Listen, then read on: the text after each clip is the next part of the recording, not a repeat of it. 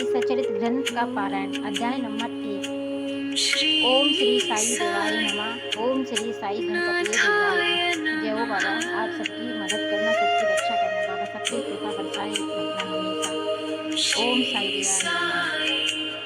श्री साई सचरित अध्याय 1। वंदना। गेहूं पीसने वाला एक अद्भुत संत श्री साई बाबा। गेहूं पीसने की कथा तथा उसका तात्पर्य। पुरातन पद्धति के अनुसार श्री हेमाड पंत श्री साई बाबा का साई सचरित का आरंभ वंदना के द्वारा करते हैं। प्रथम श्री गणेश भगवान को साष्टांग नमन करते हैं, जो कार्य को निर्विघ्न समाप्त करके उसको यशस्वी बनाते हैं और कहते हैं कि श्री साई बाबा ही गणपति है। दूसरा, फिर भगवती माँ सरस्वती माँ को, जिन्होंने काव्य रचने की प्रेरणा दी, और कहते हैं कि श्री साई भगवती से अलग नहीं है, जो कि स्वयं ही अपना जीवन संगीत को बयान कर रहे हैं। फिर ब्रह्मा विष्णु महेश जो क्रम से उत्पत्ति, स्थिति और संहार करता है, कहते हैं कि श्री साई बाबा इनसे अभिन्न, श्री साई बाबा और वे अभिन्न है, यानी कि वो सब एक ही है। वे स्वयं ही गुरु बनकर भवसागर से पार उतार गए यानी साई बाबा। फिर अपने कुल देवता श्री नारायण आदिनाथ की वंदना करते हैं, जो कि कोकण में प्रकट हुए। कोकण वह भूमि है जिसे श्री परशुराम भगवान ने समुद्र से निकाल करके स्थापित किया था। तत्पश्चात वे अपने कुल के आदि पुरुषों को नमन करते हैं। फिर श्री भारद्वाज मुनि को, जिनके गोत्र में उनका जन्म हुआ था। उसके बाद उन ऋषियों को, जैसे याज्ञवल्क्य, भृगु, पाराशर जी, नारद जी, वेद व्यास जी, सनत जी, सनंदक, सनत कुमार, सुक, सौनक, विश्वामित्र, वशिष्ठ, वामदेव, जैमिनी, वैशंपायन, नवयोगींद्र इत्यादि तथा आधुनिक संत जैसे निर्वृति, ज्ञानदेव, सोपान, मुक्ताबाई, जनार्दन, एकनाथ, नामदेव,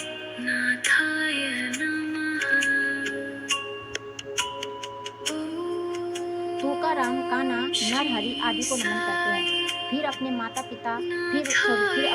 पिता में सदाशिव, पिता रघुनाथ और माता जी को, जो उनको बचपन में छोड़कर चली गई थी। फिर अपनी चाची को, जिन्होंने उनका भरण पोषण किया, और फिर अपने प्रिय भ्राता को नमन करते हैं।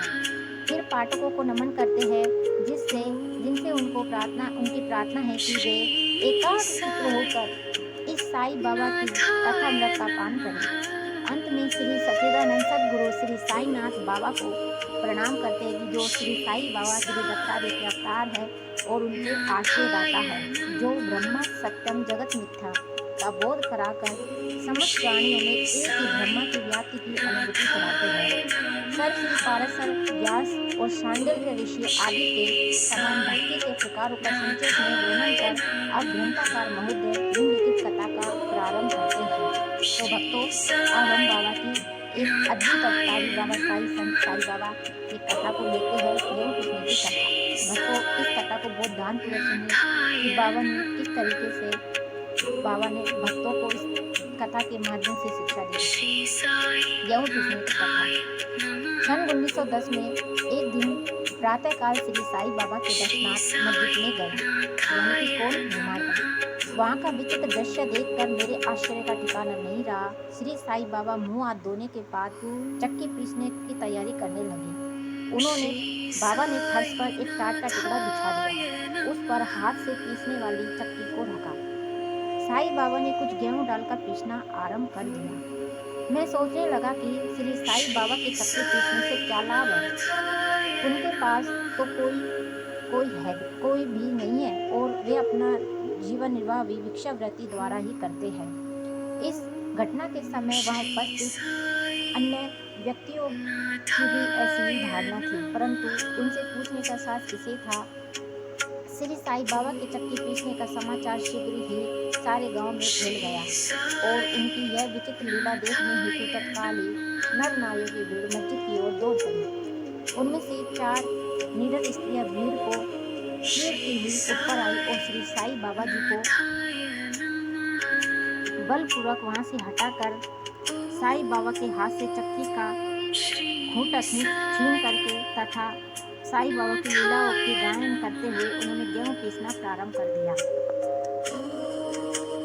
पहले तो श्री साई बाबा क्रोधित हुए, परंतु फिर उनका भक्तिभाव देख वे शांत होकर मुस्कुराने लगे। पीसते पीसते उन स्त्रियों के मन में ऐसा विचार आया कि श्री साईं बाबा के न तो घर द्वार है और न इनके कोई बाल बच्चे हैं तथा न कोई देख रेख करने वाला है। साईं बाबा तो वृक्षावती द्वारा साईं बाबा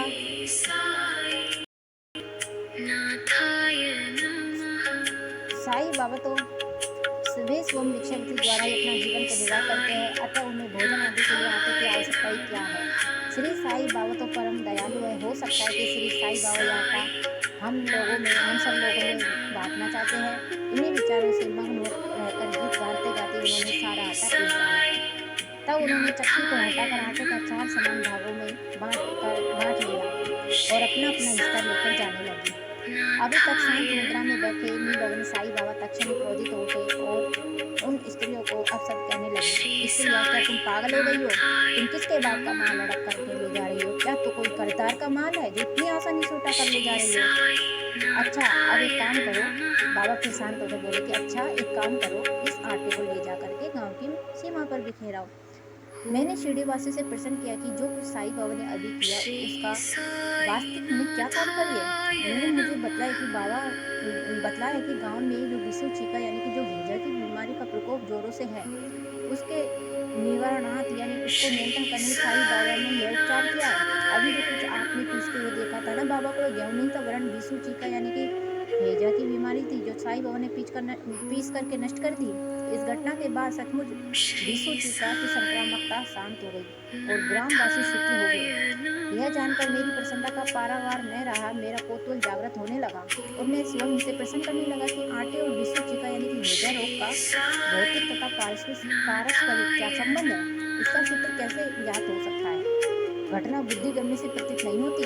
अपने हृदय की संतुष्टि के लिए हेमरपंत इस मधुर लीला का मुझे 4 शब्दों में महत्व का अवश्य प्रकट करना चाहिए। हेमरपंत ने कहा,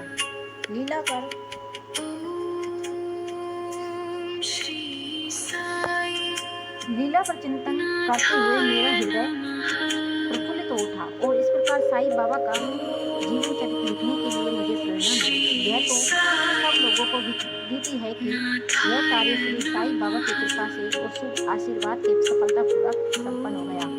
आटा पीसने का तात्पर्य। देखो बच्चों, अब हम देखते हैं बाबू के आटा पीसने का क्या तात्पर्य है।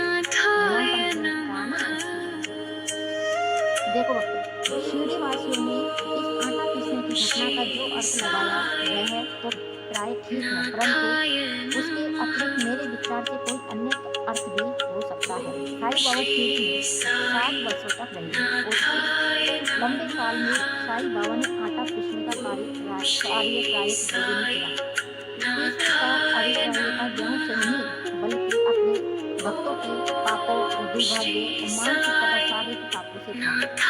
साईं बाबा की चक्की के 2 पार्टों में ऊपर का पार्ट भक्ति का प्रतीक, नीचे का पार्ट कर्म का प्रतीक था। चक्की की मुठ्ठियां जिसे पकड़कर साईं बाबा पीसते थे वह ज्ञान का प्रतीक थी।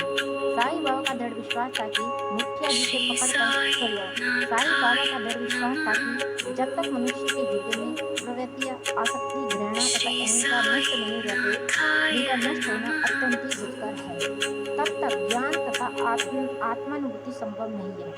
यह घटना कबीरदास ने जो दोहे के माध्यम से की है कि कबीरदास ने कहा है कि चलती चक्की देख के दिया कबीरा रोए, 2 पाटों के बीच में सावध बचाना कोई। यह घटना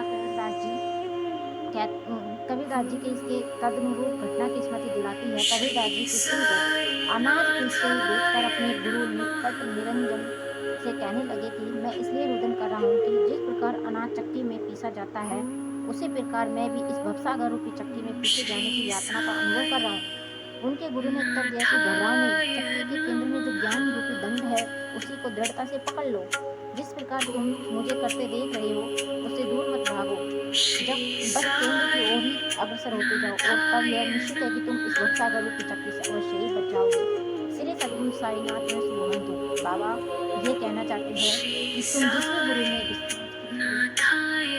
उस गुरु की शिक्षा को, उस गुरु के अनुसरण करते हुए उसकी शिक्षा को ग्रहण करते चलो और उसको भूलो मत। जहाँ भी जाओ उसको याद रखो और अपने गुरु में पूर्ण विश्वास यानी कि दृढ़ विश्वास होना चाहिए। फिर तुम कभी भी अपने किसी भी परिस्थिति में बाबा तुम्हारे साथ है। ओम साई देवाय नमः। बाबा की कृपा से आज ग्रंथ का पहला अध्याय संपूर्ण हुआ। बोलो श्री सद्गुरु साईनाथ बाबा की जय। ओम साई दीवान सभी बच्चों को ओम साई राम, ओम साई राम, ओम साई राम। बाबा सबका कृपा बरसाए रखे और बाबा आपकी आत्मा में लीन होकर के आपके हर कार्य को संपन्न